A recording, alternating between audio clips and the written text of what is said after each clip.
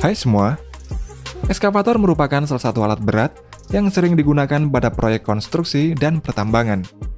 Keberadaan ekskavator ini sangat penting karena memiliki banyak fungsi seperti menggali tanah atau memindahkan material dari satu tempat ke tempat lainnya dengan cepat.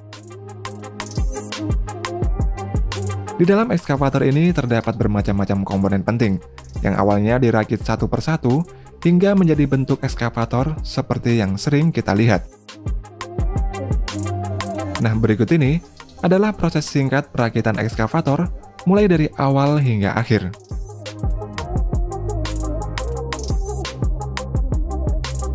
Tahapan pertama perakitan ekskavator adalah tahap pemotongan material besi baja. Material besi baja ini dikirim ke tempat pemotongan dengan trailer, kemudian material besi yang sudah datang ini akan diinspeksi oleh kepala insinyur terlebih dahulu karena material besi ini nantinya akan dibuat sebagai bahan ekskavator yang memiliki kualitas tinggi. Sebelum dipotong, karat pada material besi ini akan dihilangkan dulu dengan mesin penghilang karat, yang hanya membutuhkan waktu sekitar 15 detik saja. Setelah itu, material besi ini akan dibawa ke mesin pemotong plasma, dan pada tahap ini, posisi lempengan besi ini harus tepat, dan selama prosesnya akan diawasi oleh supervisor. Lempengan besi setebal 80 mm tersebut dipotong secara otomatis pada suhu 30.000 derajat Celcius. Pemotongan dengan plasma ini lebih cepat 4 kali lipat daripada pemotongan dengan alat konvensional, yaitu cutting torch. Lempengan besi dengan panjang 5 meter serta lebar sekitar 4 meter ini dapat menjadi 180 potongan-potongan besi setelah dipotong dengan mesin tersebut. Setelah melalui proses pemotongan, proses selanjutnya adalah pengelasan. Pada proses ini kebanyakan dilakukan oleh robot, sedangkan untuk SDM manusia hanya mengerjakan pada bagian awal saja. Potongan-potongan besi tersebut dimasukkan ke alat penjepit yang dilakukan oleh pekerja manusia, yang mana nantinya digunakan sebagai undercarriage atau bagian bawah ekskavator. Setelah itu seluring dipasang di bagian tengah pada besi yang dijepit tersebut. Kemudian seluring ini akan dilas oleh para pekerja dalam waktu 10 menit.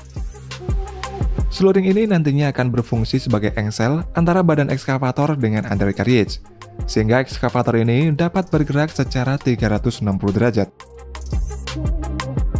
Dan di dalam seluring ini terdapat 120 roda gigi dan sprocket dengan 12 roda gigi. Undercarriage pada ekskavator terdiri dari 3 bagian, yaitu bagian tengah yang mana tempatnya seluring tadi, dan 2 bagian samping yaitu tempat untuk sistem trek. Ekskavator ini nantinya akan digerakkan oleh 2 sprocket wheel dan juga track plate yang nantinya dapat menggerakkan ekskavator pada medan dengan kemiringan hingga 70 derajat. Selanjutnya, pada tahap akhir pengelasan, ketiga bagian undercarriage tersebut disatukan dengan dilakukan pengelasan oleh para pekerja, dan kemudian diteruskan pengelasan oleh para robot pengelas. Setelah proses pengelasan, undercarriage ini kemudian akan dibawa masuk ke tahap pengecatan. Undercarriage yang selesai dilas tersebut akan diangkut secara otomatis ke ruang pengecatan. Sebelum dicat, permukaan undercarriage tersebut dibersihkan dulu baru kemudian diberi cat dasar oleh para pekerja. Dan pengecatan dasar ini berguna untuk melindungi dari korosi. Proses pengecatan dasar tersebut dikerjakan dalam waktu beberapa menit. Dan setelah itu, hasil pengecatan dasar ini dihaluskan lagi oleh pekerja lainnya. Kemudian undercarriage ini diberi cat hitam oleh para pekerja pada suhu 40 derajat Celcius. Dan pada proses ini, pengecatan harus dilakukan dengan benar pada jarak tertentu. Hasil pengecatan ini tidak boleh terlalu tebal atau terlalu tipis, dan ketebalan cat ini nantinya akan dicek oleh petugas khusus. Setelah selesai dicat, undercarriage ini kemudian dibawa ke proses perakitan. Undercarriage tersebut kemudian dibalik oleh mesin robot yang kemudian dipasang idler oleh para pekerja dengan alat khusus. Idler ini berfungsi untuk menahan beban mesin serta membantu agar trek bisa dikontrol. Setelah itu pada undercarriage dipasang roller dan sistem trek.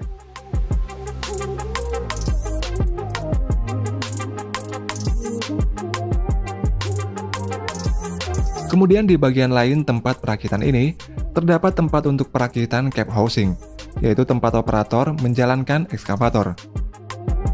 Pada perakitan cap housing ini, bagian interior cap akan dipasang semua di tempat ini, seperti tempat duduk, peralatan pengontrol, dan peralatan elektronik. Pada perakitan ini juga dipasang alat untuk memonitoring parameter mesin, bahan bakar, serta tekanan sistem hidrolik pada ekskavator. Setelah interior terpasang, kemudian dipasang pompa hidrolik yang berfungsi untuk mengangkat beban hingga beberapa ton, dan juga dipasang mesin untuk menjalankan ekskavator ini. Setelah bagian atas ekskavator ini terpasang semua, kemudian bagian atas ini disebut dengan upper structure. Sebelum dilakukan proses perakitan akhir, sluring pada undercarriage akan diberi oli gemuk yang berfungsi sebagai pelumas dan perekat khusus. Selanjutnya, upper structure dengan berat beberapa ton diangkut dengan kren untuk dipasang di atas undercarriage.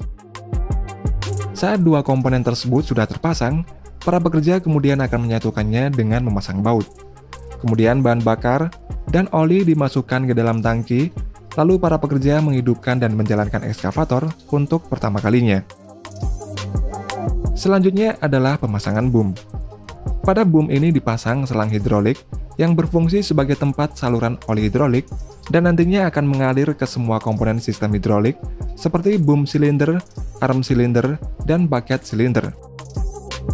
Setelah boom tersebut selesai dipasang pada ekskavator, maka selanjutnya adalah pemasangan arm, dan yang terakhir adalah pemasangan bucket ekskavator.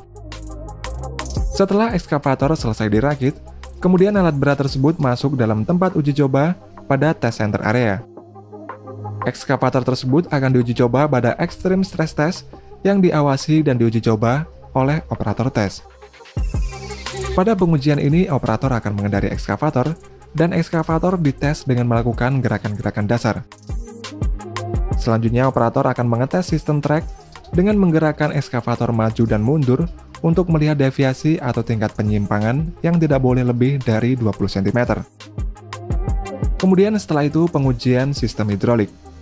Pada pengujian ini, bucket akan diangkat setinggi 10 meter, kemudian diturunkan lagi, dan hal tersebut dilakukan 5 kali dalam waktu 1 menit. Setelah itu dilakukan pengujian pada sluring. Dalam waktu 25 detik, sluring ini akan diputar 5 kali putaran ke dua arah yang berbeda. Pengetesan pada ekskavator yang baru jadi ini membutuhkan waktu sekitar 30 menit, dan setelah lolos tes, ekskavator tersebut baru bisa dijual ke konsumen.